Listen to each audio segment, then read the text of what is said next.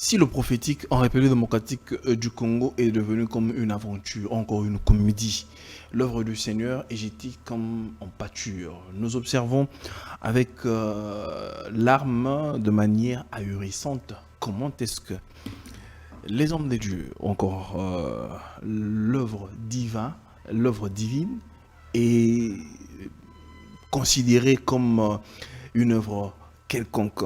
Nous en parlons sur notre plateau aujourd'hui. Nous parlons du prophétique ainsi que du prophète ainsi que du prophétique. Pas avec le moindre, avec l'homme que vous connaissez, que vous aimez, un prophète authentique. Lui, c'est Bob Sillon Kassisi qui nous fait honneur d'être avec nous après un long moment d'absence, mais il est là de retour avec nous. À qui j'ai dit bonsoir et bienvenue, prophète. Bonsoir, merci beaucoup, Monsieur Jules. Je parie que l'œuvre évolue très bien. Dieu nous soutient, il prend soin de son œuvre. Avant de pouvoir entrer dans notre mission de manière proprement dite, je sais que demain c'est déjà samedi et qu'il y a une grande activité qui se prépare. J'aimerais que vous puissiez un peu nous fixer et nous parler de cette activité. Voilà, demain nous avons cette grande activité. C'est un peu comme au salon du prophète qu'on a tenu dernièrement. Cette activité, elle est complètement, cette réunion, elle est complètement différente de toutes les réunions que nous avons classiquement. Ça s'intitule Consultation et service prophétique pour tous. C'est une activité purement prophétique, mais ce n'est pas comme les gens viennent, il y a des gens qui conduisent la prière, non. Il y a un moment d'adoration qui va prendre quelques minutes et un moment où tout le monde peut passer un temps de prière, il exprime ses besoins à Dieu et après, le prophète vient ou monte, il s'assoit et il partage autour d'une pensée ou d'une vérité biblique soutenue et après la consultation prophétique commence et ça sera one by one et un après l'autre et on a prévu juste dernièrement il y avait 400 chaises mais bon il y avait un débordement et là j'ai mis un peu plus. Non, on a ramené 400 chaises. Venez à temps, c'est de 13h30 à 17h juste. Toujours à l'espace polyvalent Le Grand Village, commune de Matete, quartier Kwenge. Référence Bambino, juste en diagonale de l'église Bima, à côté de l'église ACK, c'est sur le macadam, la grande route. Alors voilà, c'est un cadre où les gens qui veulent être orientés par Dieu prophétiquement, qui peut-être ont cherché à me rencontrer, mais qui n'ont pas eu, ont encore, on ne s'est pas accordé ou qui n'ont pas eu l'opportunité de me rencontrer. Cette fois-là, ça sera vraiment la grâce que tu as placée sur nous pour être utile aux familles, aux hommes et aux femmes, peu importe le secteur, homme de Dieu, serviteur, servante, politique, cadre, entrepreneur, commerçant, commerçante, homme d'affaires, femme d'affaires, peu importe le domaine, Dieu est capable de vous orienter sur le mariage, sur la santé. Dieu peut vous guérir, Dieu peut vous sauver. Et nous serons vraiment, c'est une réunion où nous serons exposés à l'atmosphère prophétique et nous allons expérimenter des évidences prophétiques assez fortes et je crois que par la grâce de Dieu et par l'accompagnement et le sponsoring du Saint-Esprit, ça sera une réunion très puissante. Et donc c'est dans ce cadre-là que tout le monde peut venir avec ses requêtes et selon ses convictions, peu importe ce qu'il veut venir, mais vous avez quelqu'un qui est perdu, vous voulez faire un choix, vous voulez comprendre dans quelle direction Dieu veut, parce que nous considérons que parmi les voies les plus crédibles que le Saint-Esprit utilise pour conduire l'Église, il y a aussi le don ou l'onction prophétique. Je vais carrément mieux le dire, il y a le prophète. Le prophète est une intelligence de Dieu, réfléchie pour pourvoir à la pensée actualisée de Dieu dans la vie de chaque être humain, ou même mieux dire, dans la vie de chaque enfant de Dieu ou fils de Dieu. Et quand Dieu établit de prophètes, c'est d'abord pour le perfectionnement de saints, en vue de l'œuvre du ministère, ça veut dire, et l'édification du corps de Christ, mais c'est aussi pour disponibiliser le don qu'il a reçu pour bâtir, conduire et édifier, encourager, corriger, orienter. le peuple de Dieu, les enfants de Dieu, le monde, dans la pensée et la direction de Dieu. Et bien sûr, quand nous sommes accordés dans la même pensée que Dieu et dans la direction que Dieu, il y a des actions de Dieu qui confirment ces pensées et ces directions. Entre autres, guérison, miracles, percées, délivrance, toutes ces choses font partie de ce qui se condense quand on rejoint la vérité, la pensée de Dieu, la direction de Dieu, la volonté de Dieu. Et bien, c'est dans ce cadre-là que s'inscrit consultation et service prophétique pour tous qui aura lieu demain samedi 8 août. Voilà. Très bien, mesdames et messieurs, très chers téléspectateurs, vous voyez l'affiche juste sur vos écrans là. Donc les coordonnées sont là. D'ailleurs, l'homme de Dieu vient de donner les coordonnées et il se trouve aussi sur l'affiche. Vous pouvez toutefois y aller. C'est demain samedi à partir de 14h. L'affiche est là et il y a aussi les contacts. Vous pouvez contacter. Nous en parlerons aussi avant la fin de l'émission. Nous ouvrons cette émission, mais avant de pouvoir ouvrir cette émission, je voudrais dire un merci à un homme de Dieu qui m'a fait un merveilleux cadeau de m'offrir la Bible de la version Semeur. Lui, c'est Papicha Ioma qui m'a fait honneur de m'offrir cette Bible. Et je le dis un grand merci et que Dieu le bénisse. Alors, nous ouvrons directement cette émission. Comme je l'ai dit, nous parlons du prophète ainsi que du prophétique. Vous connaissez bien le prophète Bob Sion. Vous connaissez ses profondeurs. Nous allons décortiquer tout ce qui se passe dans l'église du Dieu vivant aujourd'hui en ce qui concerne le prophétique. Prophète Bob Sion, je parie que vous vous sentez à l'aise. Oui, bien sûr.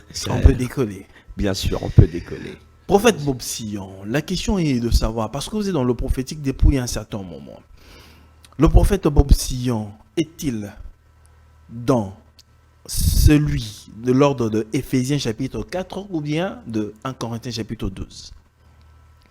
Je pense d'abord que 1 Corinthiens chapitre 12 et Éphésiens chapitre 4 ne sont pas deux ordres.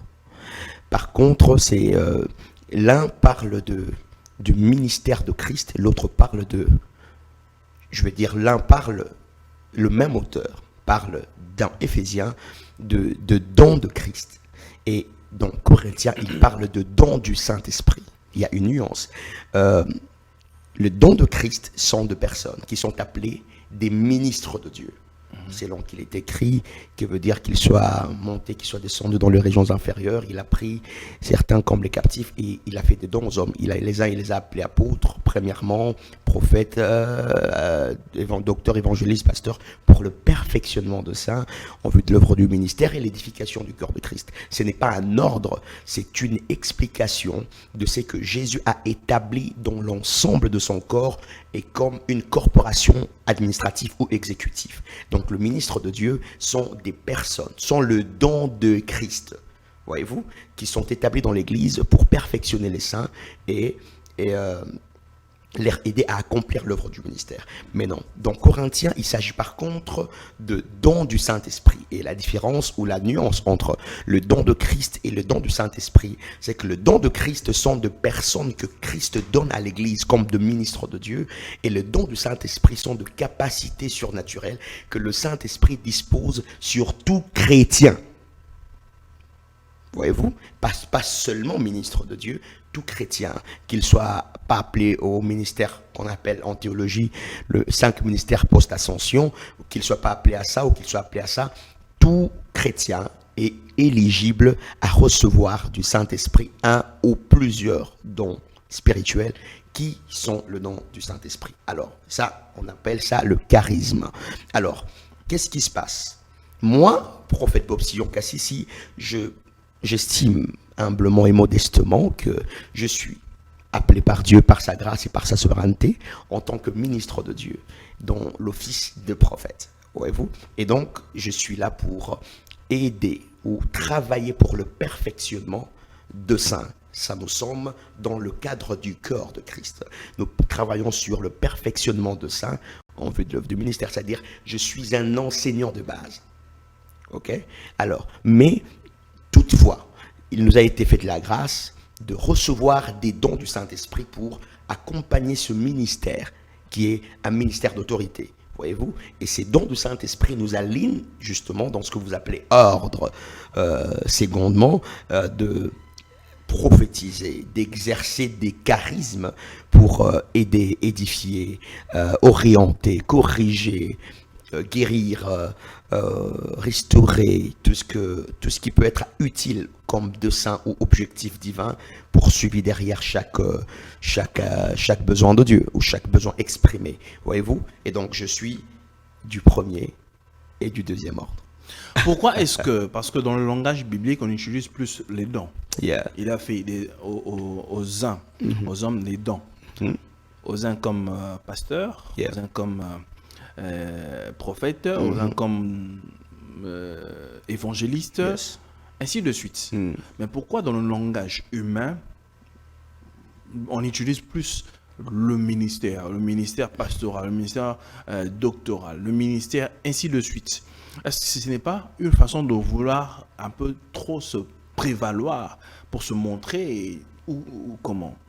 Bon, je pense que c'est une intelligence engagée dans la linguistique pour essayer de différencier les deux aspects. Voyez-vous, si on dit don, si on vous appelle, supposons que vous êtes pasteur, on va appeler le don de Dieu Jules, et que vous avez un don, par exemple, de guérison, on va dire le don de Dieu, Jules va exercer son don de guérison. Voyez-vous? Alors pourquoi on dit ministère? D'ailleurs, dans la nouvelle version adaptée, par exemple en Amplify Bible, on parle carrément du ministère. Voyez-vous? Il s'agit de nuances de version aussi. Par exemple, dans Alfred Cohen, il parle aussi du ministère. Vous voyez? Alors, qu'est-ce que ça veut dire? Ça veut dire que le ministère ou ministère découle du fait que la Bible dit que ces hommes-là sont de ministres de Dieu. Et nous savons qu'un ministre est naturellement officiel d'un ministère. Voyez-vous? C'est parce que la Bible qualifie ces dons-là de ministres que on reconnaît qu'ils possèdent un ministère. Voyez-vous? Même Christ, l'apôtre Paul dit que nous avons reçu, un ministère de réconciliation avec une parole de réconciliation. Voyez-vous?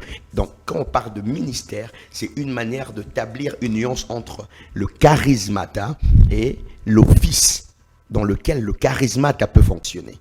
Donc, vous comprenez? Le premier ministère est sujet, le deuxième ministère, le premier don est sujet, le deuxième don est objet.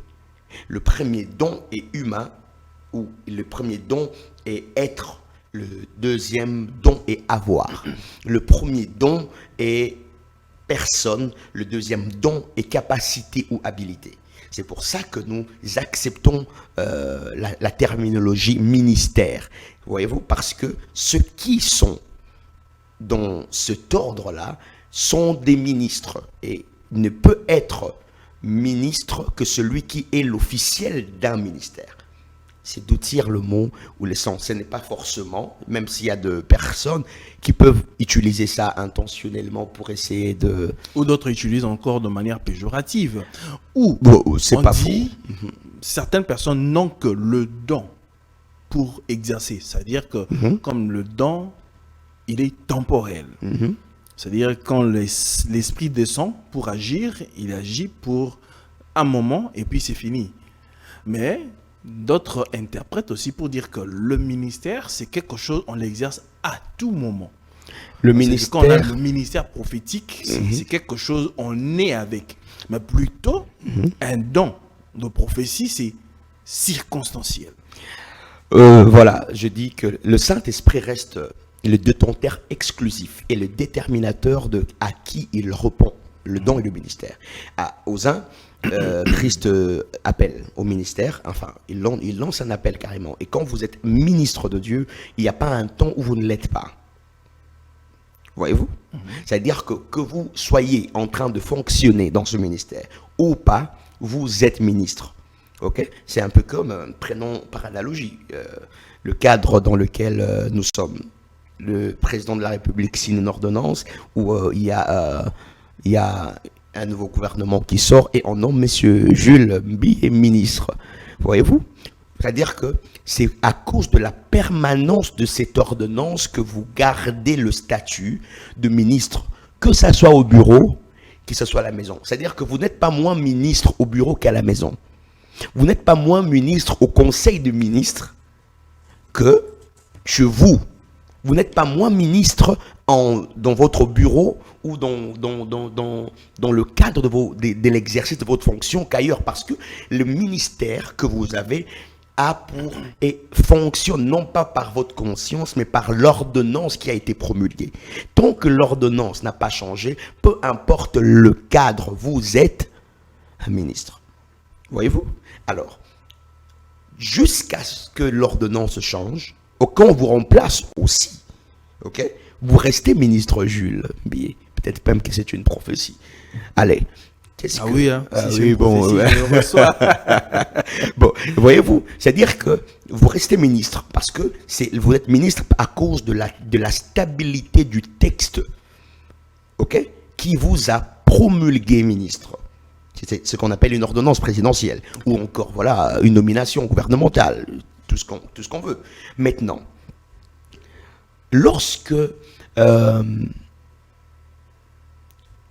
quelqu'un dit que le ministère, c'est, voilà, et celui qui a reçu un don n'est pas forcément ministre, eh bien, c'est une vérité. Tout croyant est éligible au don spirituel parce que tout croyant a le Saint-Esprit. Ou tout croyant est censé avoir le Saint-Esprit. Quand je dis avoir le Saint-Esprit, ça veut dire naître de nouveau en Jésus, donnons sa vie à Jésus, ou croyons au Seigneur Jésus-Christ, confessons de sa bouche et croyons dans son cœur.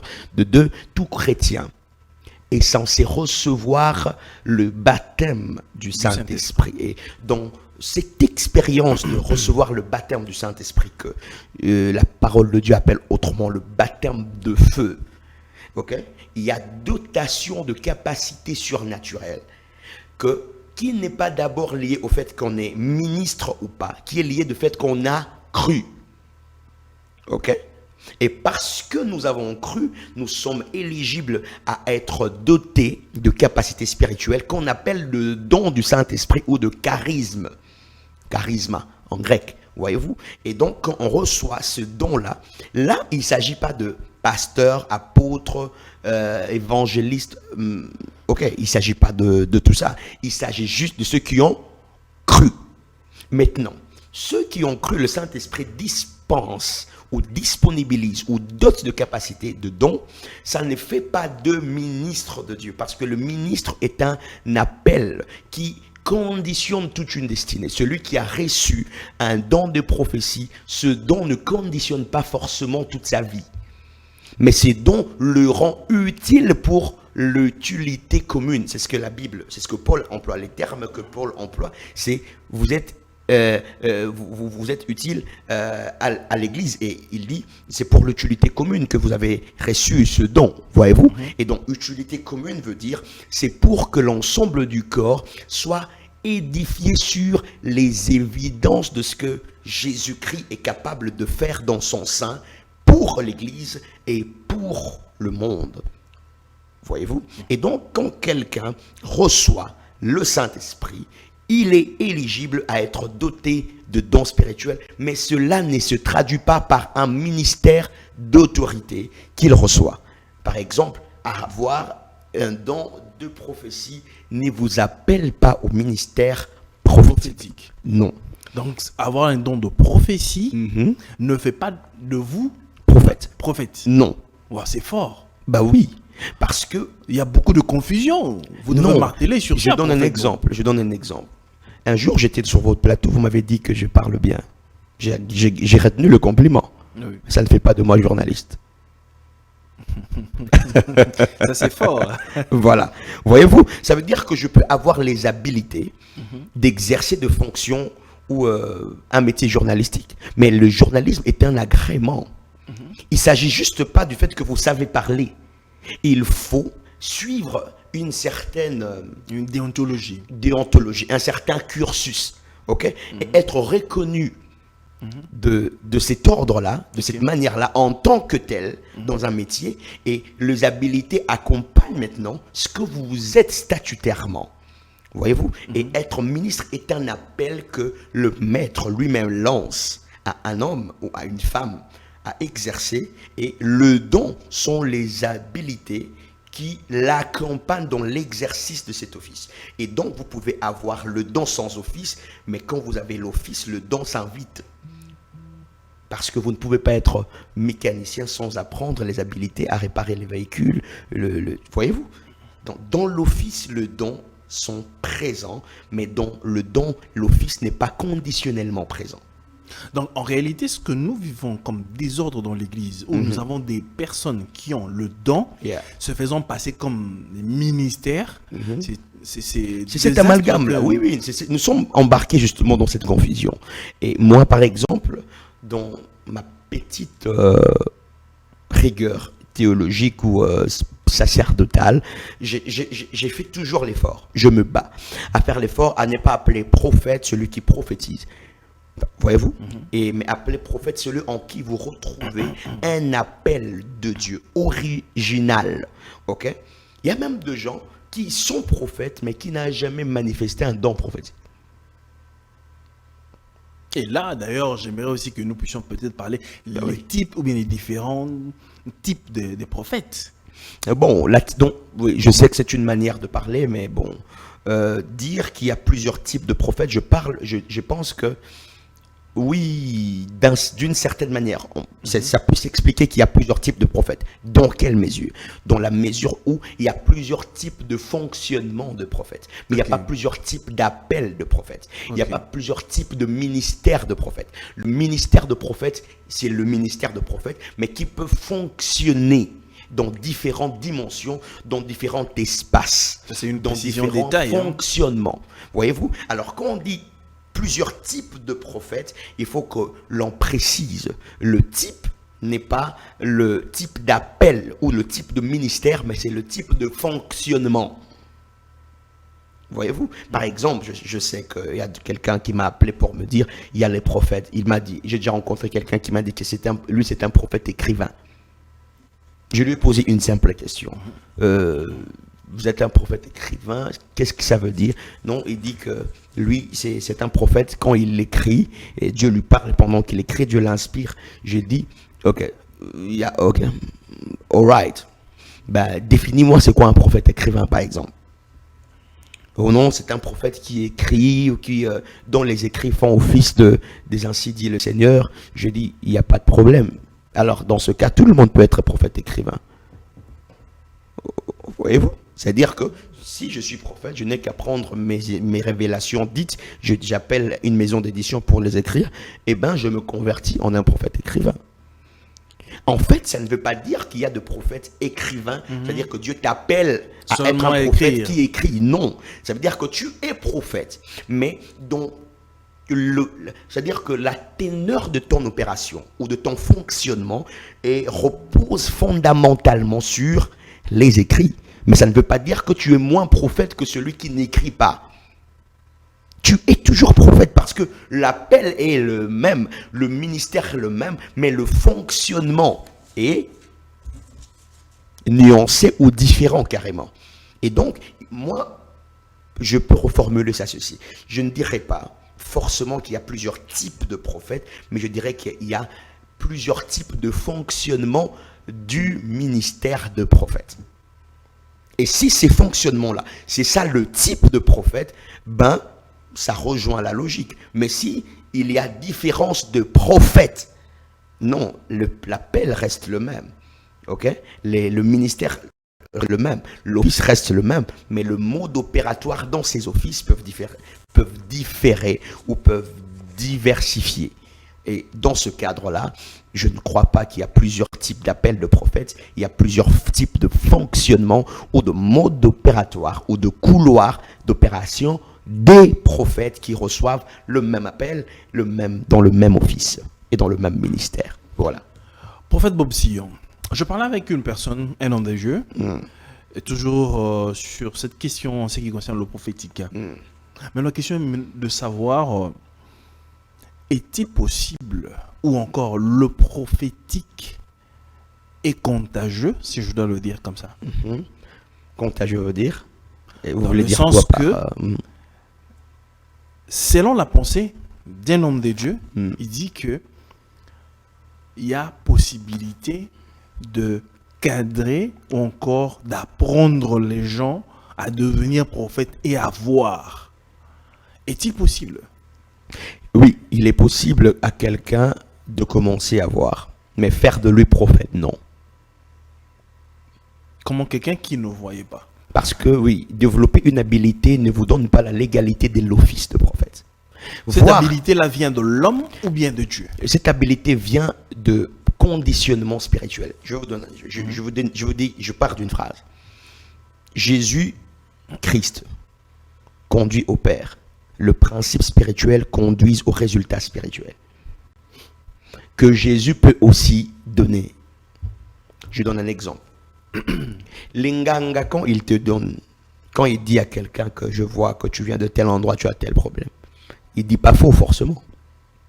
Ça veut dire que l'information qu'il lit n'est pas fausse. Ok? Ça ne veut pas dire qu'il a reçu ça de Dieu. Le monde spirituel a des lois qui le gouvernent. Et la combinaison de ces lois, ou la combinaison de ces principes, en rapport avec les entités qui gouvernent dans ce monde, dans cette dimension, peuvent donner à l'esprit d'un homme accès à la dimension spirituelle. Ça veut dire que, tel que vous êtes là, vous êtes peut-être pas prophète, mais un homme qui connaît la spiritualité peut vous apprendre de principes spirituels capables de vous aider à commencer à voir spirituellement. Yeah. Mais ça ne fait pas de vous prophète. Parce que prophète est un office de Jésus-Christ que Jésus donne comme à l'église, comme un ministre de Dieu. Là, Jésus n'y est pour rien, mais les principes spirituels, au travers de contacts de certaines entités, peuvent vous ouvrir l'esprit à exercer certaines habiletés spirituelles, voir, entendre, guérir, prédire. Si même vous entrez dans la magie, commencez à faire de tours des magies.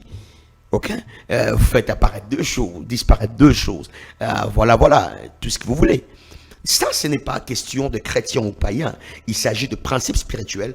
Contractons certaines entités en contact avec l'esprit de l'homme, ouvre l'homme à fonctionner dans la dimension spirituelle ou supérieure. Mais l'homme n'est pas forcément ni sauvé ni appelé par Dieu parce qu'il a activé ses habiletés. Alors il faut que le chrétien comprenne que les d'autres personnes appellent le troisième œil.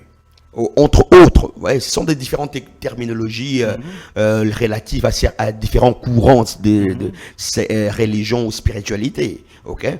D'autres parlent d'ouvrir la glande pinéale, d'autres parlent d'ouvrir le troisième œil, d'autres parlent d'ouvrir le chakra. Voyez-vous, tout ça, ce sont des terminologies que les gens utilisent. Mais bon, moi, je ne suis pas dedans. Moi, je suis en train de parler du fait que un principe spirituel peut conduire à une réalité spirituelle expérimentale.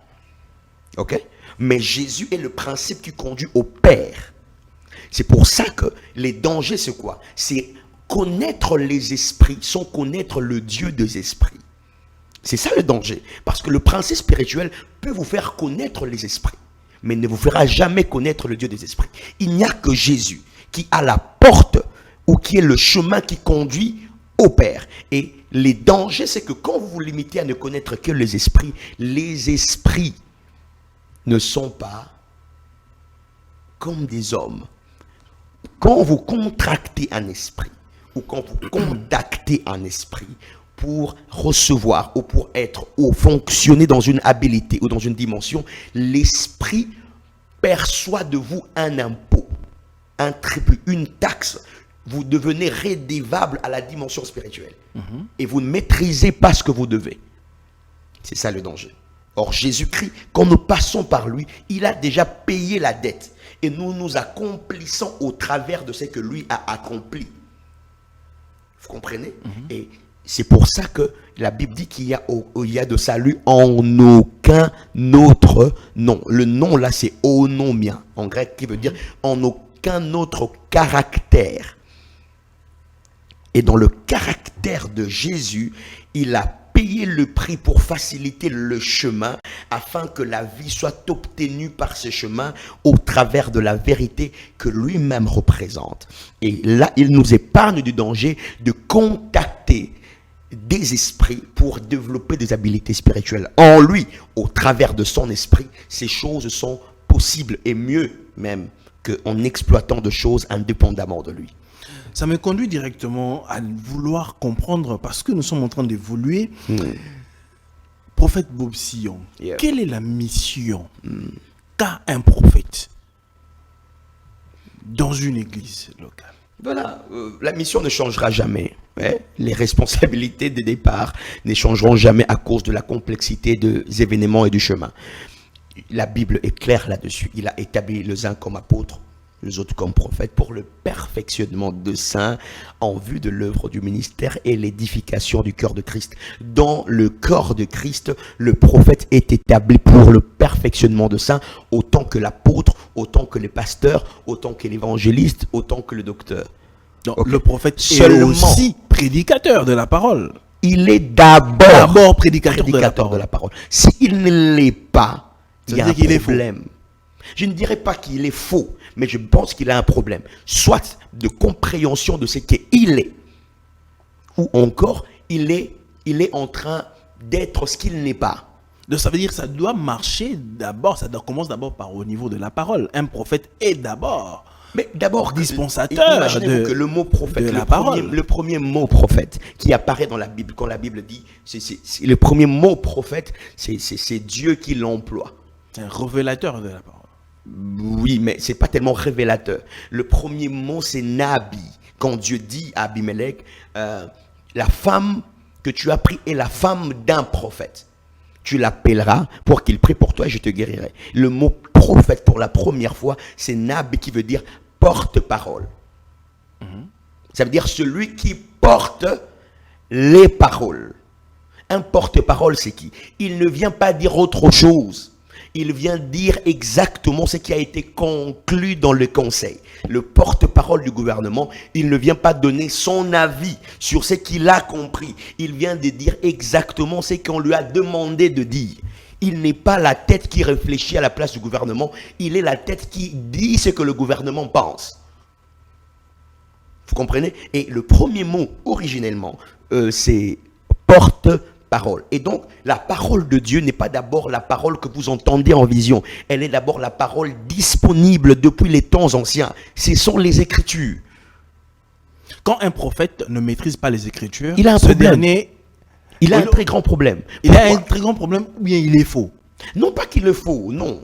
Je vais d'ailleurs vous dire quelque chose. J'ouvre une petite parenthèse. La plupart de ce faux prophète qui basculent à devenir magicien ou même de gens qui font des histoires, en réalité sont de gens peut-être même, moi ça c'est ma conviction, je pense que ce sont de gens qui peut-être pour la plupart d'entre eux, si pas tous, ont reçu de Dieu soit une lumière, une ouverture ou des prédispositions ou carrément même qui sont appelés de Dieu, mais le diable les a désorientés en mettant en amont les habilités avant de mettre la fonction. Ok? Alors, c'est ça aussi le piège de Satan. Le diable, lorsqu'il veut vous désorienter, il va vous faire découvrir les avantages, mais pas les raisons. C'est-à-dire que tu connais les avantages d'être prophète, mais tu ne connais pas la raison d'être prophète. Et Dieu fonctionne dans l'inverse. Il te fait comprendre la raison pour laquelle il est établi et les avantages évoluent ou s'expriment en fonction de la révélation de la fonction que tu as reçue. C'est plus tu comprends qui tu es que tu manifestes ce que tu possèdes. Je ne sais pas si vous comprenez. Alors, regarde. Quelqu'un qui ne connaît pas la parole de Dieu est un danger pour Dieu.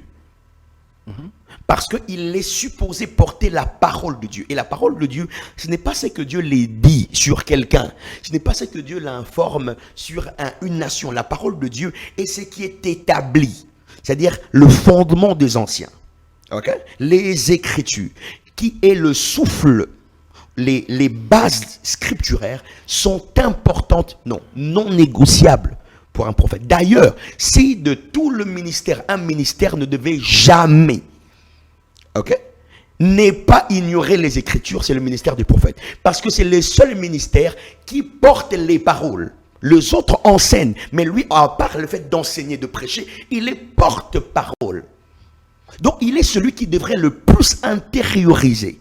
C'est que Dieu a inspiré et a rendu disponible au travers de ce qu'on appelle les Écritures. Et quand un prophète ne connaît pas les Écritures, c'est que moi j'appelle prophétiseur, mais pas encore prophète. Ou encore, on peut revenir en arrière pour dire, c'est-à-dire si celui-là qui se dit prophète n'a pas le niveau de la parole, il n'a que le don de prophétie. Écoutez-moi, prêcher est un art. Prêcher n'est pas un appel. Oh. Non, l'appel c'est prophète. Prêcher, c'est un art. C'est un art, oui. Ce n'est pas un appel. Non. Bon, si on risque de vous jeter des pierres. Hein? Non, regardez, Jésus n'a jamais appelé quelqu'un à prêcher. Il appelle dans le ministère de prophète. Et parmi les options par lesquelles on exprime ce ministère, il y a la prédication. Dieu, quand il t'appelle, il te dit, je t'appelle pour prêcher. Ce n'est pas prêcher qui est l'appel. C'est dans quoi il t'appelle pour prêcher qui est l'appel. Vous comprenez? Prêcher est un art. Prêcher est une science. Prêcher est un métier. Ok? Qu'on peut apprendre. C'est pour ça qu'on appelle ça l'art de prêcher. L'homélétique, je pense. Ok? L'art de prêcher. C'est-à-dire, on peut apprendre. Quelqu'un peut avoir la connaissance, mais ne sait pas prêcher. Quelqu'un peut. N'est-ce pas qu'on est tous spatial à l'université, à l'école. On a des profs hyper intelligents. Nous tous, nous savons qu'il est hyper intelligent, mais c'est le mauvais enseignant. Alors, il a le ministère, mais il n'a pas l'art de communiquer. Alors, prêcher est un canal de transmission, pas l'appel. Vous comprenez ça? Maintenant, si prêcher était l'appel, et que prêcher serait parler, alors le muet ne serait pas appelé par Dieu. Voyez-vous? Alors, ce qui fait que il ne faut pas différencier, il ne faut pas confondre, je vais dire, les choses. Quand on te dit être prophète, les bases scripturaires existent. D'ailleurs, c'est vrai que le ministère de prophète est un ministère assez complexe parce que, il faut quand même qu'on le dise, c'est le ministère le plus ancien de la Bible. Avant que n'importe quel... avant que n'importe quel ministère ne soit exposé, le ministère des prophètes, ok, est un ministère qui a commencé avant n'importe quel ministère. Le ministère de prophète a commencé avant l'apôtre, l'évangéliste, le pasteur, le docteur, enfin, les 5 ministères traditionnels que l'Église soulève. Ok. Alors, lorsque vous regardez le fonctionnement, comment Dieu appelait les prophètes dans l'Ancien Testament, c'était généralement via des apparitions, des visions nocturnes, ok, de manifestations surnaturelles tout autour d'eux, et ils recevaient en cette période un mandat, un message et ce que j'appelle une cible, un focus, ok, c'est-à-dire un auditoire. Ça peut être le roi, ça peut être le peuple, ça peut être la classe sacerdotale, mais Dieu lui donnait un cadre dans lequel ce message devait être communiqué, ou si pas que ça, mais généralement ça. C'est que quand vous regardez dans la vie des prophètes, vous allez vous rendre compte qu'il y a une classe à qui il parle un peu plus que d'autres. Ok? Par exemple, Jérémie, il ne parlait pas trop au roi, il parlait plus aux sacrificateurs, aux faux prophètes. Voyez-vous? Et Ézéchiel, il parle beaucoup plus des réalités spirituelles et il parle beaucoup plus aux gens qui sont détournés des voies de Dieu. Okay? Quand vous regardez Ésaïe, tout le monde a reçu un message et ça s'intensifie dans un aspect de choses un peu plus que dans d'autres aspects. Okay? Alors, tout prophète a un message, tout prophète a un auditoire, okay? Un environnement propice où son message s'oriente un peu plus. Ok. Maintenant, lorsque vous arrivez au point de confondre, par exemple, au travers des différentes expériences que chaque prophète a, et on bascule carrément dans dans une dualité qu'on ne saura pas nous relever. Ok? Alors, moi, je pense que être prophète, c'est même quand l'appel du ministère de prophète est assez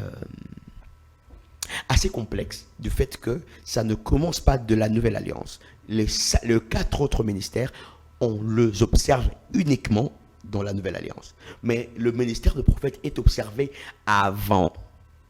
Un ministère. Avant la nouvelle alliance. Avant la nouvelle alliance. Avant l'ancienne alliance. Mais un ministère aussi à problème. Très à problème. C'est tout à fait normal que ça soit complet. Parce que le ministère de prophète est le seul ministère qui a traversé toutes les dispensations de l'Église. Commençant d'Éden. Parce que dans Éden, il y avait un prophète, vous savez. Enfin, non. Donc, depuis Adam, il y avait un prophète, non. Vous savez qu'Adam était le papa d'un prophète, non. Qui était Abel. Abel. Bah oui. Abel la était Bible dit prophète. les sangs de prophètes sera redemandé à cette génération depuis Abel jusqu'à Zacharie. Ça veut dire que Abel était qui? Ça veut dire Abel était prophète. Il était Mais prophète. c'était dans la généalogie, dans la suite. Les sangs des prophètes, pas les sangs des enfants. Les sangs de prophètes. Des prophètes, ceux qui sont issus de la progéniture d'Adam. Les enfants des prophètes ne sont pas prophètes. On parle de prophètes, pas de leurs enfants. Les sangs des prophètes sera redemandé à ces générations depuis Abel. Ça veut dire que Abel était prophète.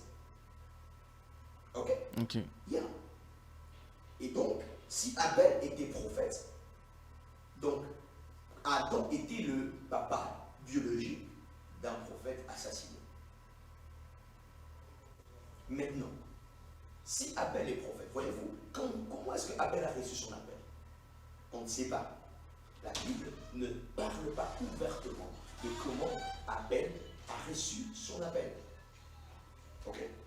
Mais la Bible nous encourage. La Bible nous précise quand même que dans la liste de prophètes, il y avait Abel.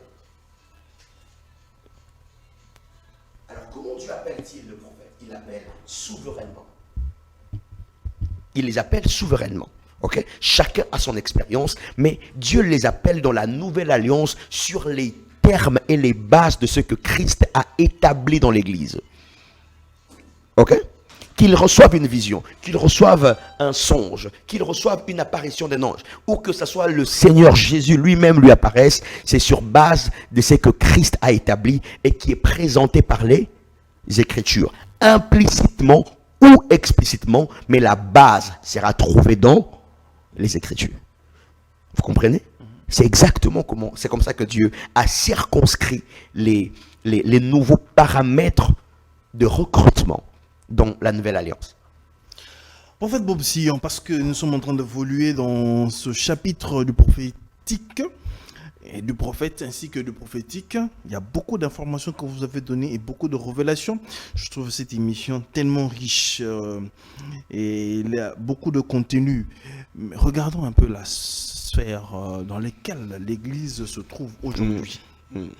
Parce que vous avez circonscrit la mission principale du prophète. Est-il possible, tel que nous constatons, je veux dire scandale et danger dans l'Église aujourd'hui, est-il possible qu'un prophète, selon les Écritures, qu'un animal soit changé en un être humain, ou bien un être humain changé en animal, comme nous voyons aujourd'hui le cas de plusieurs prophètes, les scandales qui sont sur la toile, des prophètes qui sont en train de transformer, qui sont en train de sortir l'argent du ventre du poisson, et tant de miracles comme ça. Bon, si je parlais des miracles, ou je parlais encore des scandales.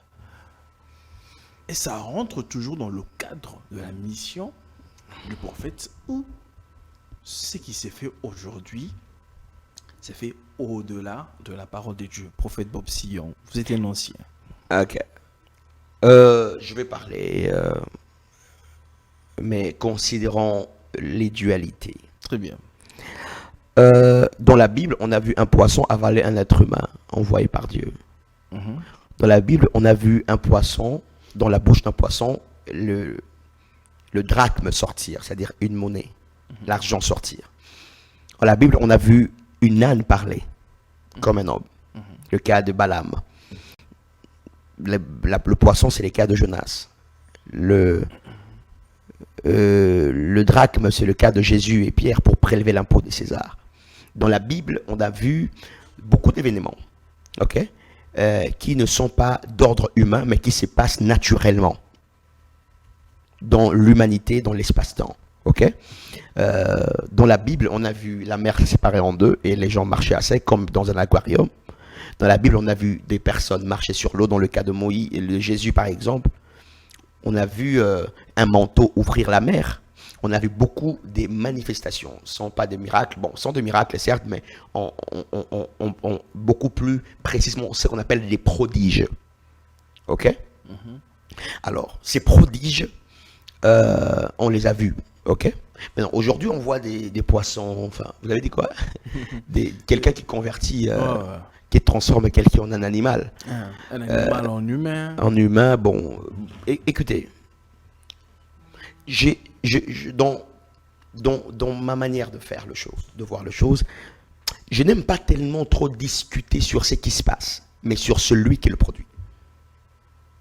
C'est-à-dire que tout doit avoir un soubassement biblique. Exactement, tout doit avoir un soubassement biblique, ou je vais dire tout doit avoir une lumière dans les Écritures. Absolument. Alors, vous savez, il y a deux choses. Je ne vais pas entrer dans les embrouilles parce que ça peut nous troubler. Si par exemple je dis que Dieu ne consultait pas la Bible pour opérer, ok? Dieu il lit pas la Bible. Parce qu'il lit lui-même la parole. Oui, justement. Et dans cette parole, il n'y a pas généalogie de Salomon. Ok? C'est-à-dire que dans...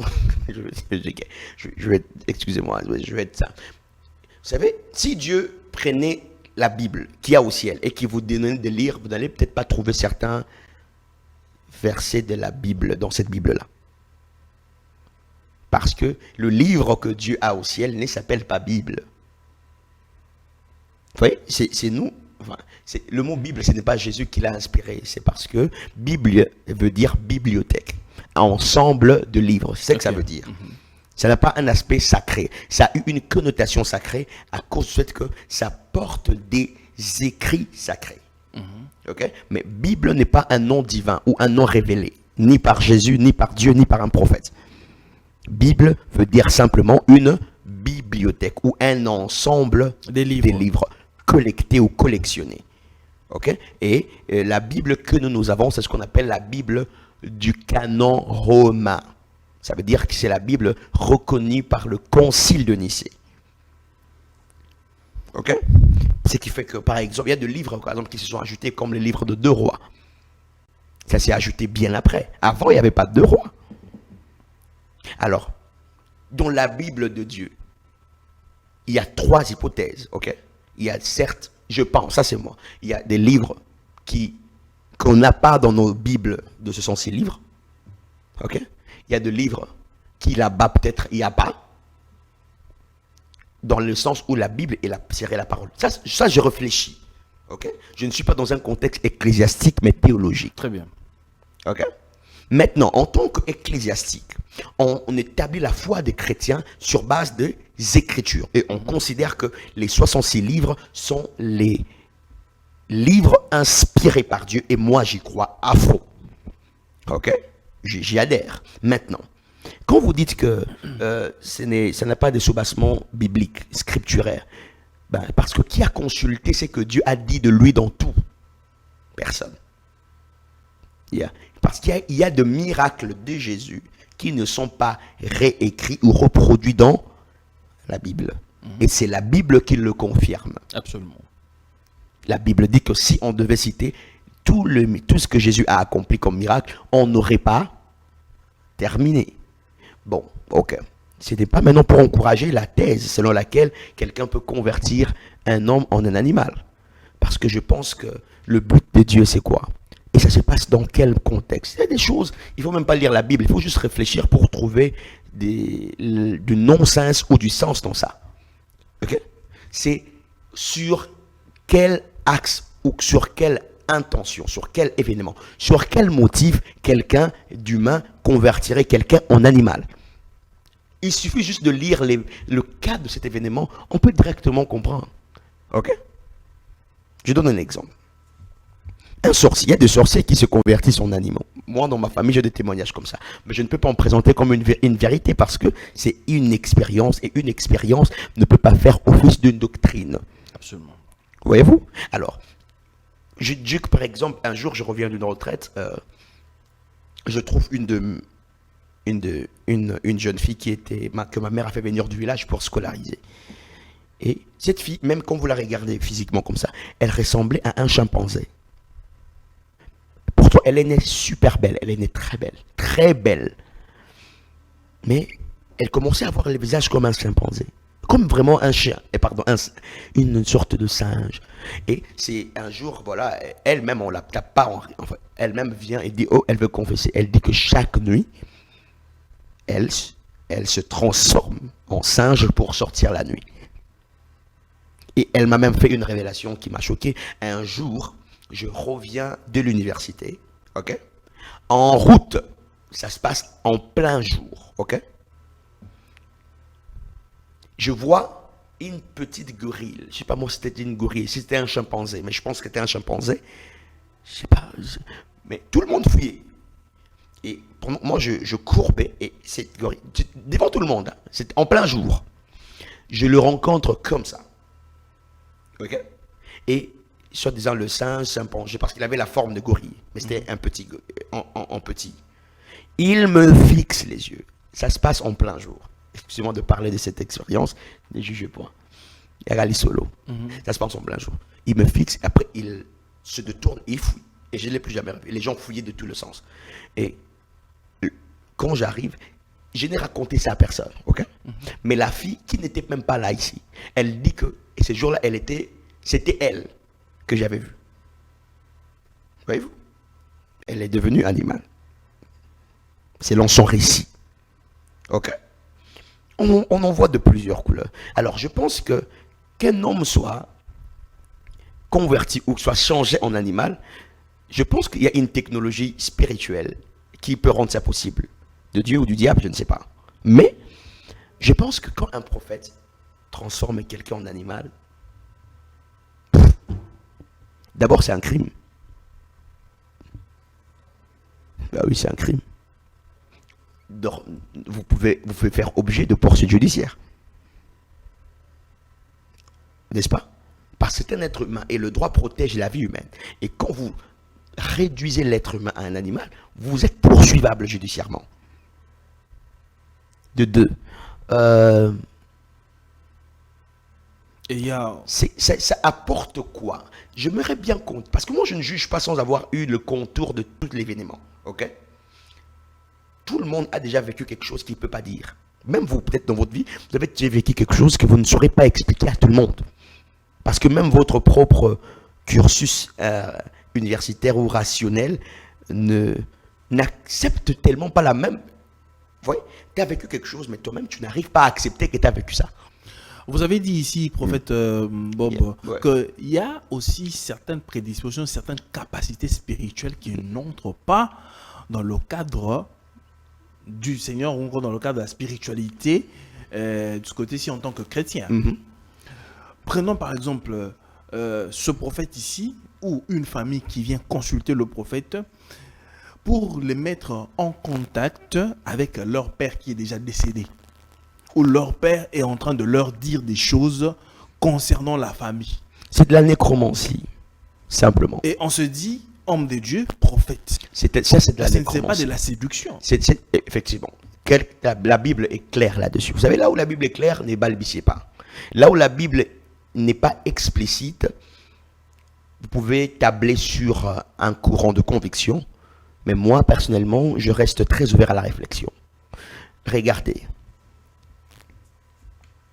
Quand quelqu'un, vous allez chez un prophète et il vous met en contact avec votre père, votre mère, votre soeur qui est morte, et la mère ou la soeur commence à vous donner des informations, vous participez à ce qu'on appelle la nécrocérémonie.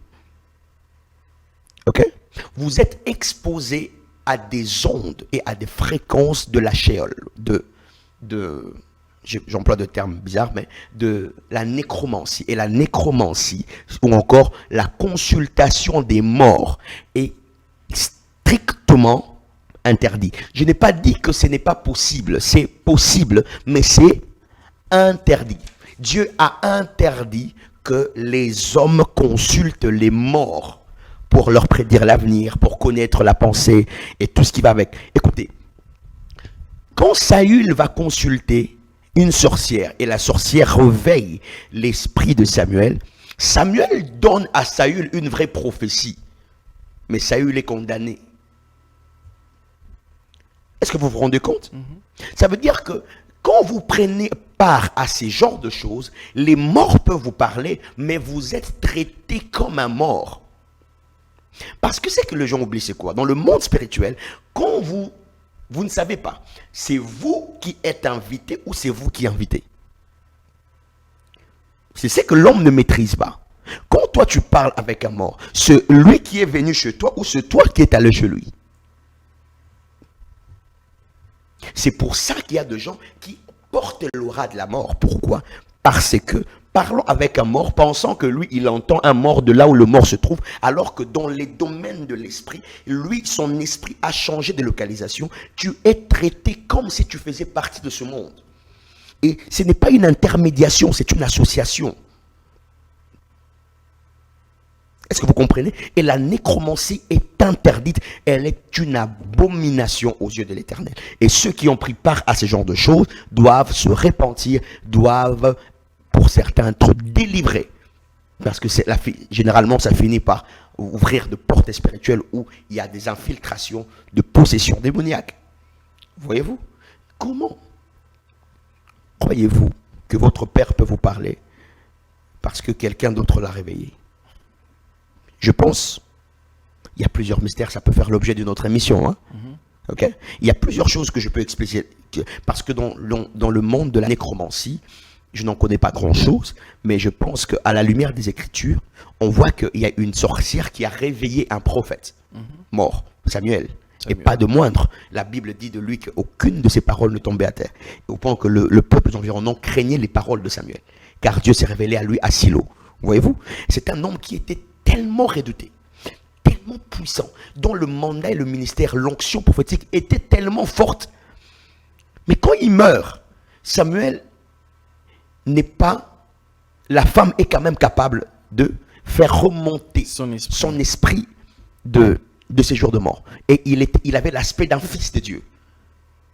Oh, en réalité, qu'est-ce que ça veut dire? C'est-à-dire que l'habilité de remonter l'esprit, mais pas d'imposer à l'esprit, était possible. Voyez-vous, vous pouvez être capable de manipuler des lois pour faire apparaître ou donner accès à une entité, mais vous ne le dictez pas ce qu'il est censé faire. Il garde son autonomie d'intervention. Et là, c'est là votre problème. Et parce que dans un bonjour qu'un esprit te dit, il y a autre chose. Regarde ce que l'ange dit. L'ange dit à Marie, l'ange Gabriel apparaît Marie, non? Qu'est-ce qu'il lui dit? Je vous salue, Marie. Toi en qui la grâce a été faite. Ok. Est-ce que l'ange est-il poli? Pourtant, il dit je vous salue. La salutation là n'est pas un acte de politesse parce que l'ange n'est pas humain et les esprits ne se disent pas bonjour parce qu'il n'y a ni jour ni nuit. Donc cette salutation n'a rien à voir avec les règles de politesse. Mais la question c'est pourquoi l'ange commence par une salutation. Donc quand un esprit te parle, même s'il utilise un jargon qui a un sens chez vous, quand lui le dit, ça n'a pas forcément le même sens que chez vous. Un esprit peut te dire mort, mais alors qu'il te dit bonjour. Bonjour là, ça veut dire que c'est le dernier jour. Ça peut vouloir. Ok? Alors c'est pour ça qu'il est important que le chrétien soit fondé sur les Écritures. Je vous dis, au jour d'aujourd'hui, dans ma foi, je découvre tout le jour dans la méditation de la parole que la parole de Dieu est plus riche que les expériences magiques que vous pouvez avoir ailleurs. Bob Sillon, est-ce que ce genre de personnes ne sont peut-être pas des séducteurs ou encore Justement. des féticheurs qui se sont transformés en prophètes, hommes de Dieu dans l'église pour séduire les enfants de Dieu? Certains sont des séducteurs qui se sont transformés en prophètes pour séduire. Vous savez, c'est les mots qui expliquent le plus le faux. Le faux séduit. Mais le faux ne change pas la vie et le caractère. Remarquez bien, la plupart de gens qui suivent des prophètes, hein, quand vous ne voyez comment, parce que je trouve ça très grave qu'un prophète est suivi et les gens qui le suivent sont de plus en plus impudiques, de plus en plus escrocs, de plus en plus menteurs. Mais lui, il fait des choses vraies, authentiques. Mais la qualité de vie de ceux qui l'entourent ne change pas. Et d'ailleurs, ça s'empire. C'est fort. Ok? Moi, je vous dis des choses que je connais. Mais c'est pas qu'il n'est pas de le manque qu'on a. Non, il est fort. Mais la qualité de ceux qui l'entourent, tu te poses la question, mais comment un prophète peut... Parce qu'en fait, c'est ce qui se passe dans sa propre vie. Parce que peu importe ce que vous faites, vous ne pouvez pas communiquer ce que vous n'êtes pas. C'est comme ça que moi, j'ai toujours corrigé cette expression qui dit « on ne donne que ce qu'on a ». C'est faux. On peut donner même ce qu'on n'a pas. Mais on donne que ce qu'on est. Et on donne que ce qu'on croit. De manière directe, Bob Sillon, dans votre ministère, dans votre parcours, parce que nous sommes en train de chuter, Christian, merci. N'avez-vous pas entendu les gens vous accuser aussi d'être faire partie des personnes qui ont touché les gris-gris? Ben, c'est tout. Ou d'autres personnes vous accusent énormément comme ça. Je dois être sincère avec vous. Je suis peut-être l'un des jeunes le plus accusé de ma génération. Quand ils disent que Bob Sillon n'est pas correct et que Bob Sillon... Non, je vous dis, je le dis haut de cette plateau, je suis peut-être l'un des jeunes le plus accusé de ma génération. C'est pas le premier. Pourquoi? Parce que votre œuvre est fluorescente? Je ne sais pas. Peut-être. Je pense qu'il y a des gens qui... Parce que d'autres personnes se disent, la majeure partie des pères se sont séparés de vous, mais beaucoup vous ont abandonné parce que je suis occultiste. Et occultiste. Non, je reste enfant de Dieu. Vous savez, c'est comme ça que je vous dis que dans les organisations religieuses, il y a trop de manipulation. Ok? Et la plupart des gens que vous trouvez être corrects sont les gens qui sont trempés dans des choses. Et d'autres en sont sortis victimes parce qu'ils n'ont pas été sages en prenant certaines décisions. Moi, je reconnais ma part d'erreur. Ok? J'ai pris des décisions, certaines décisions par l'émotion. Vous savez, vous pouvez voir des gens bien forts, mais vous n'êtes pas forcément obligé d'être avec eux ou de vous afficher directement avec eux. Et vous savez, moi, j'ai eu des problèmes, par exemple, avant, je croyais naïvement à tout le monde, même, peu importe. Si je vois sur la grâce de moi, je crois en toi, je n'ai pas besoin de... Oui, mais ça m'a créé des problèmes parce que je ne réalisais pas la place du témoignage. Et aujourd'hui, il y a quelque temps, j'en ai payé le pot. C'est vrai que mes relations avec 90% de ce que vous appelez père, se sont renouées. Ok? Mais seulement, j'ai appris beaucoup de choses dans cette marge de temps parce que vous pouvez, aujourd'hui je peux dire à quelqu'un, tu peux voir quelqu'un qui est fort, ok? Tu peux l'aider, tu peux l'apprécier, le célébrer de loin. Ok? Pas s'approcher de... Oui, parce que vous n'avez peut-être pas le même timbre dans la destinée. Ça peut te créer des problèmes, à moins que ce soit Dieu qui t'envoie. Ok? Alors, il y a aussi un autre aspect de choses, c'est que il y a des gens qui ont voulu m'utiliser comme un bouc émissaire pour se tirer d'affaire. Mais après, moi, je reste enfant de Dieu, je n'ai jamais touché à la magie. Je ne connais même pas à quoi ressemble la maison. Quand vous accusez de tout ça, comment était votre morale? Ben non, je vais vous dire de ces plateaux, j'ai passé un moment de dépression. J'étais très dépressif, j'étais très, très affecté. Moi, je suis quelqu'un de naturellement sans émotion extérieure. Ok? C'est-à-dire que quand j'ai pas les larmes faciles à l'extérieur, bien sûr. Quand il y a un monde, il suffit juste qu'il y ait quelqu'un ou des gens, je n'exprime presque pas mes émotions. Mais après, il y a des gens qui savent que j'étais très touché. Ok. J'étais très très touché j'étais très touché, très blessé. Il y a de gens aujourd'hui, et heureusement pour moi, Dieu m'a donné un cœur qui ne garde pas de haine, mais aujourd'hui il y a de gens que je vois en cri partout, mais moi je sais que voilà. Mais après, j'ai déjà appris la leçon, et Dieu sait comment relever les hommes. Ok. Et voilà. Très bien. Alors, prophète Bob Sion, comme on nous a signalé déjà que nous sommes arrivés pratiquement à terme de notre émission, mais j'aimerais à ce que vous puissiez un peu nous éclairer sur une question d'un homme de Dieu, un homme de Dieu célèbre qui a fait certaines déclarations dans l'église. Les enfants de Dieu aimeraient connaître, être au courant, avoir la lumière sur ça. Il a dit qu'un démon, on le chasse au nom de Jésus, mais tandis que une principauté, on ne le chasse pas au nom de Jésus. Votre réaction et la lumière sur cette question aussi épineuse? J'aimerais bien suivre l'intégralité de son corpus, c'est-à-dire de comment il développe une telle hypothèse. Mais après, on m'a effleuré une question comme ça dernièrement sur une émission. Je pense que quand on dit, l'homme de Dieu a dit, on peut chasser un démon dans le corps de quelqu'un, nom de Jésus, on ne peut pas chasser une principauté de nom de Jésus. Bon, je n'accorde pas les bénéfices du doute, mais je vais quand même, si vous aurez même un lien, je peux suivre le compte. Mais voilà ce que je pense. On peut établir parce que le problème c'est établir ce qu'on appelle des vérités principales ou des vérités conductrices. Ok? La vérité conductrice est que le nom de Jésus est le nom qui soumet toute entité. La Bible dit, à la mention du nom de Jésus, tout genou fléchit et toute langue confesse. Ok? Tout qu'on dit genou, c'est-à-dire on parle de ceux qui ont le corps, le matériel, et les langues sont les pensées, les forteresses, les entités. Ok? Et je ne pense pas.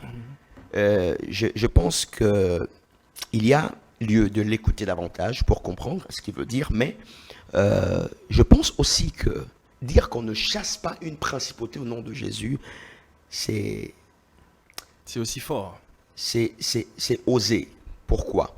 Parce que si c'est au nom de qui ou au nom de quoi on chasse une entité? Parce qu'il a expliqué par exemple comme la corruption qui est un fléau dans un pays, prenons le cas ici en République démocratique du Congo, on ne peut pas chasser la corruption par le nom de Jésus. Il faut mettre des mécanismes en place pour bouter. Ça par contre, si c'est ça par contre, c'est biaisé. Pourquoi? Parce que le nom de Jésus soumet toute entité, principauté, domination, autorité. Ok? Mais moi, je vais par contre dire, c'est qui le dit? Si celui qui le dit n'est pas une autorité en Jésus, il se peut que son au nom de Jésus ne soit pas capable de faire taire la corruption. S'il y a eu de gens, ok, sans avoir ouvert un mot, une ville a été convertie, un peu comme de Charles Finet. Sans avoir dit une parole. C'est-à-dire qu'aucune prédication, les gens ont été convertis alors qu'il n'a fait aucun serment. Des gens pleurent, ils ne savent pas pourquoi ils pleurent. Ils confessent leurs péchés, ils ne savent pas pourquoi ils confessent leurs péchés. Ok? Ok? Bon, on va dire quoi? Les gens se sont convertis, n'est-ce pas? Sans le nom de Jésus. Bon, ok. Les démons de maladie, le mouchoir de Paul, qui touchait le corps de Paul, chasser les démons, non? Est-ce que ça disait au nom de Jésus? Non. C'est-à-dire qu'il y a des cas où le nom de Jésus n'a pas été prononcé pour guérir ou pour chasser un démon. Est-ce que vous comprenez ça? Est-ce que vous comprenez? C'est-à-dire dans l'autre cas aussi. Juste d'ailleurs l'ombre. Voilà, l'ombre de Pierre ne disait pas au nom de Jésus. Mais c'est-à-dire, et pourtant les malades étaient guéris. Si ces maladies elle a été d'ordre démoniaque, c'est-à-dire des maladies étaient chassées. Vous comprenez? Alors, imaginez-vous que même dans la première proposition de cette affirmation, de ces allégations, on voit que les noms de Jésus n'a pas toujours été prononcé pour chasser même les démons dans le corps de gens. Maintenant, qu'est-ce que ça veut dire? Je n'ai pas l'intention de forcément contredire, mais d'orienter la pensée pour aider la réflexion à être tablée sur un bon focus. Regardez. Je pense qu'il y a lieu d'une réformulation. Ok? Dans quel sens? Les noms de Jésus, quand vous le lisez, en grec, nom, la oinomia, ça a la même signification que maison. Ok? Et ça a la même signification que caractère. Quand la Bible dit, par exemple, le nom de l'Éternel est une tour forte. Les justes s'y réfugient et se trouvent en sûreté. Bon, je donne encore un autre exemple. Lorsque vous priez maintenant pour que la corruption tombe, vous priez au nom de qui? Vous avez donné l'exemple, non, on ne peut pas chasser la corruption au nom de Jésus. Bon, vous devez prier pour que ça tombe parce que la prière fait partie des activités principales pour vaincre les puissances territoriales. Vous ne pouvez pas venir avec votre intelligence, avec vos réformes, changer le caractère d'un lieu, les traditions d'un lieu, si vous n'avez pas encore été capable de creuser dans le profondeur par la prière et la révélation. Même la corruption a un soubassement spirituel. Mais non, justement, regardez, il y a maintenant une différence. Il y a une différence entre détrôner l'esprit de corruption et détrôner la mentalité de la corruption. L'esprit de corruption carbure les hommes d'une mentalité de corruption. Mais pour l'esprit, vous devez engager Jésus. Pour la mentalité, vous devez engager une réforme. Okay. C'est ça l'intelligence. C'est-à-dire que si l'esprit est parti et que les gens ne reçoivent pas de nouvelles informations capables de leur reformer, ils vont eux-mêmes devenir les récipiendaires de l'esprit qui est parti. Et l'esprit va rentrer officiellement parce que les attributs de ces opérations sont encore présents. Vous comprenez? Maintenant, dire que vous pouvez chasser un esprit, vous ne pouvez pas chasser une principauté au nom de Jésus, si la corruption serait la principauté. Ça aussi, c'est une question. Est-ce que la corruption est une principauté? Si, non, pas forcément. Le détournement. Le détournement. Ça, c'est la mauvaise éducation familiale. Vous comprenez? C'est-à-dire quelqu'un qui détourne, c'est quelqu'un qui a appris à voler depuis sa maison. Ben oui. On ne lui a pas dit que voler, c'est voler. On lui a dit que quand on arrive à un certain niveau, c'est prendre, ou c'est profiter, ou c'est jouir. Vous comprenez? C'est-à-dire que les problèmes, c'est régler les choses à partir de la famille. Donc la principauté ne serait pas l'esprit de vol, mais une entité qui impose aux familles une vision qui ne vient pas ou qui n'émane pas de la parole de Dieu. Quand quelqu'un vole au gouvernement, 99% d'entre eux, les problèmes viennent de famille. C'était de voleurs. Si ce n'était pas des voleurs, ce sont des gens à qui on n'a pas expliqué le vol parce que peut-être que leurs parents volaient aussi d'une certaine manière, mais eux aussi n'appelaient pas ça vol. Aujourd'hui, par exemple, si tu deviens ministre dans ce pays, certains membres de ta famille, certains membres de ta famille vont dire Tobongi. Oh. Tobongi Pani. Pourquoi ministre? Babateka Obongi Balbanini. Tobongi. Ça veut dire qu'il y a des gens qui vont avoir des postes sans compétences. Il y a des gens qui vont devenir plus influents que des gens qui produisent des résultats parce qu'il est le frère du boss.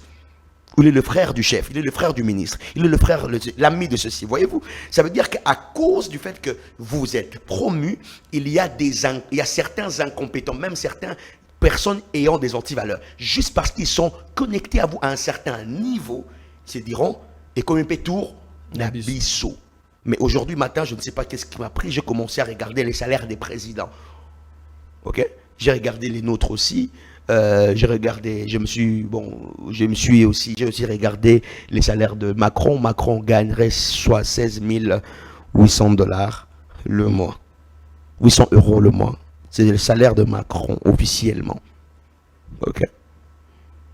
Bon, imaginez que, qui de la famille de Macron peut dire que parce que Macron est devenu président de famille la Bangwe Bongi? Il y a des DG dans ce pays qui gagnent plus que Macron le mois. Je n'ai pas dit être président, c'est beaucoup d'avantages parce que ça, c'est le salaire que son pays le propose. Mais le président est un acteur politique. Il peut jouer une fonction, par exemple, dans tel pays. Il peut avoir des indemnités. Et ça, c'est pas son pays qui le contrôle. Il peut avoir même 2 millions et 2 milliards. Ok? Parce que c'est un acteur politique influent.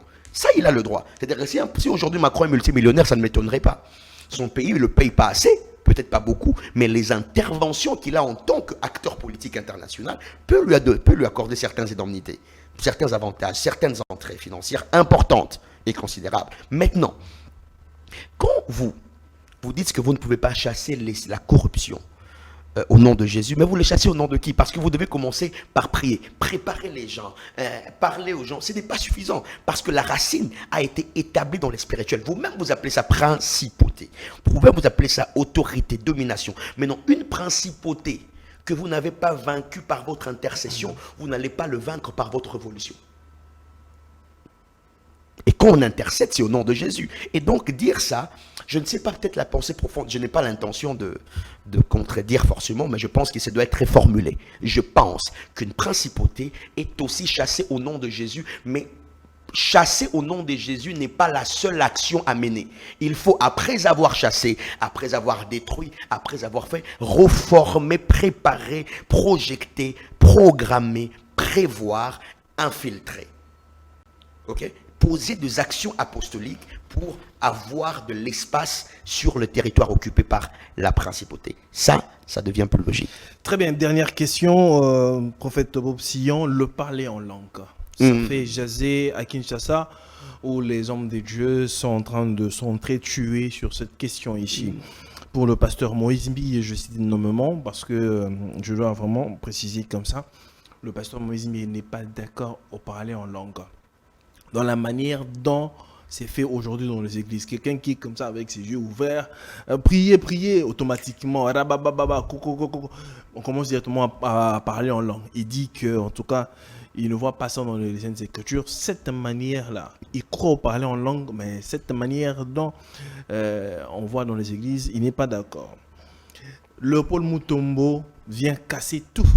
Et lui, pour lui, il dit que quand quelqu'un ne parle pas en langue, cette personne-là, voilà, et lui, il soutient le parler en langue. Il dit un vrai chrétien doit parler en langue. Votre réaction, prophète Bob Sillon? Waouh, je ne savais pas que le débat a atteint ce point assez piquant. Sincèrement, tout ce temps, ça va faire des mois que je ne suis aucune actualité ni rien. Je suis concentré sur certaines choses que je fais. Mais bon, voilà, je vais tenter de répondre. Le parler en langue, certains sont pour, certains sont contre. J'ai même répondu à ça dernièrement. On m'a dit qu'un homme de Dieu a dit qu'il ne faut pas parler en langue carrément. D'autres a dit, par exemple, il ne faut pas parler en langue en tournant, par exemple, au moment de manger. Pourquoi prier en langue, hein? Écoutez, la Bible dit aux choses spirituelles, nous usons d'un langage spirituel. Je n'ai pas dit que le parler en langue est le langage spirituel, mais ça fait partie des moyens d'expression du langage spirituel. Ok? Regardez, le parler en langue est une bénédiction pour l'Église. Je vais commencer par ça. Ok? Et c'est parmi les avantages que les saints n'ont jamais exploré pour voir la gloire et le privilège de parler en langue. Regardez. Le même parler en langue que les gens négligent. Vous savez qu'aujourd'hui, le parler en langue a été prouvé que les gens qui parlent régulièrement en langue tombent difficilement malades, scientifiquement. Les gens qui parlent régulièrement en langue, leur capacité cérébrale augmente un peu plus qu'à la normale. Bon, dites-moi, vous dites que non, ce n'est pas important à prier en langue. Prophète Bob Sillon, quelqu'un qui vient de se réveiller de son lit là, dès qu'il se réveille comme ça, il bat et puis il commence à parler en langue. Mais moi-même, je parle en langue, même en plein sommeil, vous comprenez? C'est-à-dire que vous-même, vous êtes allé loin. Vous, il faut se réveiller. Moi-même, avant même que... C'est-à-dire que ça m'arrive. Qu'est-ce que je vais vous dire? Regardez, vous devez comprendre quelque chose. Le parler en langue a été donné pourquoi d'abord? Ok? Je donne un autre exemple. Je prends une antithèse pour défendre une hypothèse, afin de constituer une thèse. Vous prenez un occultiste et vous le demandez de prier au nom de Jésus pour bénir votre nourriture. Sa prière, que vous comprenez, est une bénédiction, oui ou non? Répondez-moi, monsieur. S'il prie au nom de Jésus-Christ, c'est une bénédiction. Ok. Vous croyez à la prière d'un sorcier au nom de Jésus. Et vous ne croyez pas à la prière en langue d'un chrétien. Mais quand il prie en langue, c'est pour dire quoi? Non, je pose la question. Imaginez-vous ce que vous venez de dire. C'est grave. C'est-à-dire que quelqu'un est prêt à croire, à prêter foi à la prière d'un sorcier au nom de Jésus. Ok? Mais il ne prête pas foi à la prière d'un chrétien qui prie en langue parce qu'il n'a pas compris. Connaissez-vous de choses incomprises que vous dites intelligemment? Par exemple, Seigneur, donne-moi l'argent. Ça paraît intelligent, non? Mais Dieu ne te comprend pas quand tu lui demandes de l'argent. Ouais. Ça, c'est une mauvaise façon de prier. Voilà.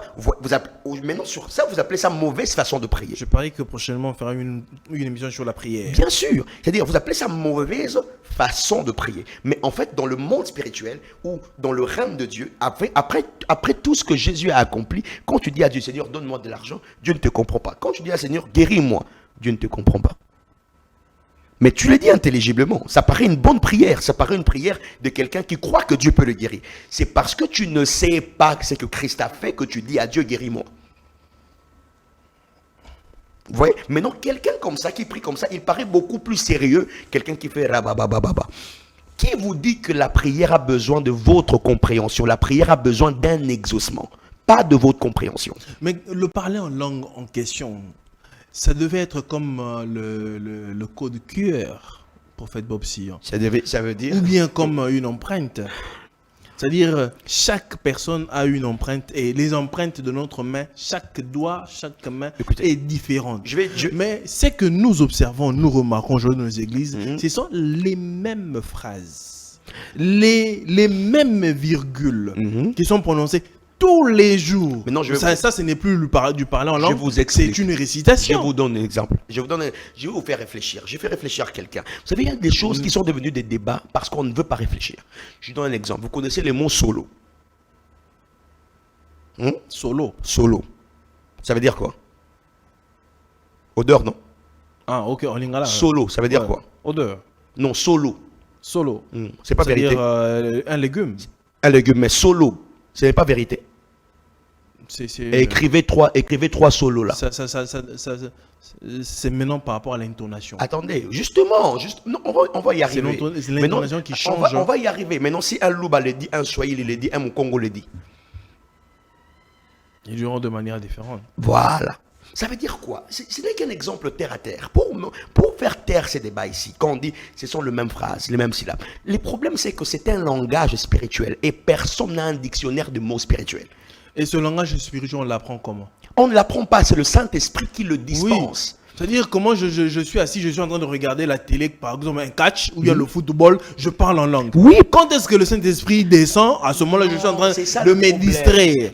Mon esprit n'est pas connecté au spirituel en ce moment-là. C'est ça le problème. Mais pourquoi il ne serait pas connecté? Parce qu'à ce moment-là, mon esprit est distrait. Mais pourquoi suivre les matchs et être distrait? Oh. En fait, on ne va pas finir, on a déjà fini. Ouais, alors, c'est une manière de dire que je crois qu'il faut prier intelligemment, mais je crois que ceux qui prient en langue, même si vous ne comprenez pas, ne leur jugez pas. Si quelqu'un prie en langue, si dans un cadre ecclésiastique, ok, vous avez besoin que quelqu'un fasse une prière intelligible par rapport à tel ou tel domaine, dites-le lui. Mais ne dites pas que s'il prie en langue, ce n'est pas tolérable. Non. Parce que sa prière en langue peut être plus puissante et plus efficace que les mots qu'il peut employer humainement. Il faut que les pasteurs grandissent quand même. Merci beaucoup, Bob Sillon. Alors, j'aimerais, comme vous êtes prophète, est-il possible de me donner seulement 3 prophètes à l'international qui vous ont marqué dans leur ministère? Pas national, mais international, qui vous ont marqué. Je commence par le prophète Hubert Angel. C'est un prophète qui m'a extrêmement marqué. Un homme humble et sincère. Humble, je pense, parce que je ne le côtoie pas. Humble, je pense qu'il est humble. Parce que Dieu est en train de l'élever, je pense qu'il est humble. Parce qu'il ne faut pas penser que quelqu'un est humble parce qu'il est humble auprès de vous. Hein? Si Dieu l'élève, et je sais que Dieu a l'habitude d'élever les humbles, donc je suppose qu'il a une bonne sémence d'humilité. De 2, c'est un homme qui me challenge énormément dans la manière de prêcher, la connaissance qu'il a et la capacité à opérer dans certaines dimensions. C'est un grand challenge et pour moi, c'est l'une des grandes figures de ma vie. Hein, quand je regarde le ministère prophétique. De 2, vous avez dit à l'international. Hein? Oui. Ceux qui ont été et ceux qui sont. Ah, même ceux qui ont été. Ouais. Ça, je ne savais pas. Je vais forcément citer le prophète William Marion Branham. Pourquoi? Pour une seule raison, parce que je crois à la pureté et à l'authenticité de l'appel qu'il a reçu. Vous savez, Certaines personnes le traitent d'avoir été franc-maçon. il n'y a pas de problème. Ça n'enlève pas la pureté de son appel. Ok? Dites tout ce que vous voulez. Et je ne suis pas là pour le défendre ou pas pour le défendre. Je suis là juste pour dire que, ayant pris part à la connaissance de son histoire, ça m'a beaucoup marqué. Vous avez parlé des marqués. Ok. Comment il fonctionnait, ça m'a beaucoup marqué. Et c'est parmi les personnes qui restent dans mon esprit comme des références. Dans le ministère prophétique, je n'ai pas dit qu'ils sont parfaits. J'ai dit que ce sont des gens qui ont marqué. Et Le troisième. le troisième, vous avez dit en tant que prophète, Oui, seulement prophète. prophète. Pas homme de Dieu, mais prophète Prophète. seulement. Là-bas, je vais citer Simon Kimbangu. Le prophète Simon Kimbangu. Le vrai. En tant que prophète. Le vrai qui est mort. Oui.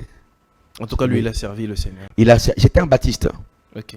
C'était un chrétien baptiste. Alors, sur la sphère internationale, 5 prophètes qui vous inspirent, qui œuvrent aujourd'hui, peut-être à Kinshasa, des serviteurs, des prophètes des dieux, qui vous inspirent et que vous aimez. À Kinshasa, À Kinshasa. 5. 5. Waouh. C'est une question piège. Il y a le prophète Jogras, Mwenze. Prophète Dieu grâce.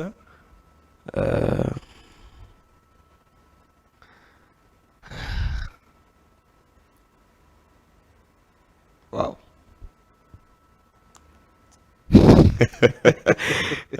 It's tough, hein? Hein? It's tough. C'est pas simple à dire, mais bon. Le prophète Dieu grâce. Il y a le prophète Jogras, il y a le prophète héritier Grâce Mousseba. Le prophète héritier grâce Mousseba.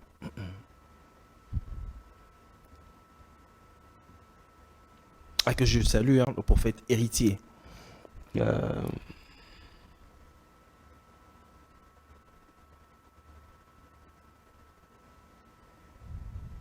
Il reste 3. Il reste 3. Ouais. Il y avait des prophètes, peu Ouais. importe Les prophètes. qui m'a marqué. Qui vous inspire? Qui vous Inspiré. inspire? Et que Peu importe le domaine de l'inspiration. ouais. Et ça peut m'inspirer en organisation, en excellence. Dans leur en manière de faire dans le ministère, dans l'œuvre du Seigneur. Mais bon, il y a plusieurs aspects dans le ministère. Il y a des gens qui prêchent bien, mais qui ne sont pas forts en organisation. Il y a des gens qui ne prêchent pas terriblement bien, mais qui sont très forts en présentation, en organisation. Ok. Bon, ouais, c'est à préciser. Hein. C'est une question paraissant simple, mais c'est complexe. En prophète, je suis inspiré aussi par...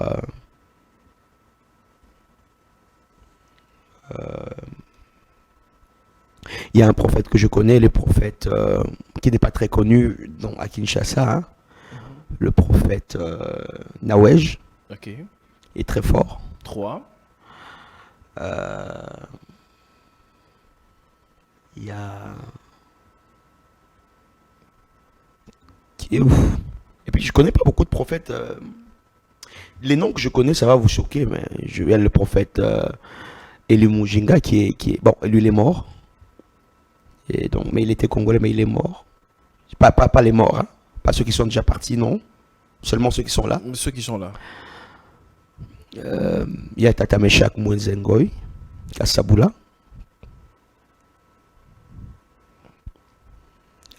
Sa vie m'inspire énormément. Ok.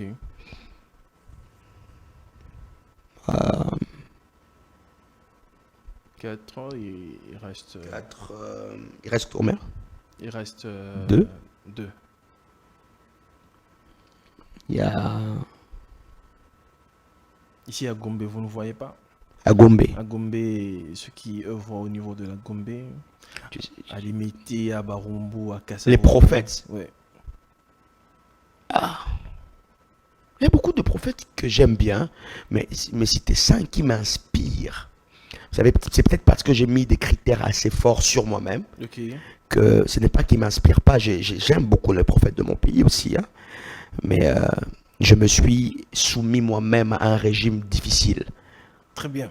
Alors, je vais prendre deux. Je ne vais pas quand même laisser comme s'il n'y avait Ouais. pas. Je vais prendre deux. Prophète qui m'inspire. Hey, prophète. Moi, je vous donne un. Le prophète Jimmy Mbaya. Ah, prophète Jimmy Bay. Bon, je ne connais pas vraiment comment il tient son ministère. Je le connais la personne, oui, mais je crois. Pour qu'il vous inspire, vous devez avoir une vision assez globale Ok. de ce qu'il est, de ce qu'il fait. Ben, moi, je n'ai pas cette vision globale, donc je ne sais pas le catégoriser, mais je l'apprécie. Très Je bien. l'apprécie. On se connaît. Il me connaît, je le connais, on s'apprécie, hein. Enfin, moi, je l'apprécie. Comme j'apprécie tout le prophète.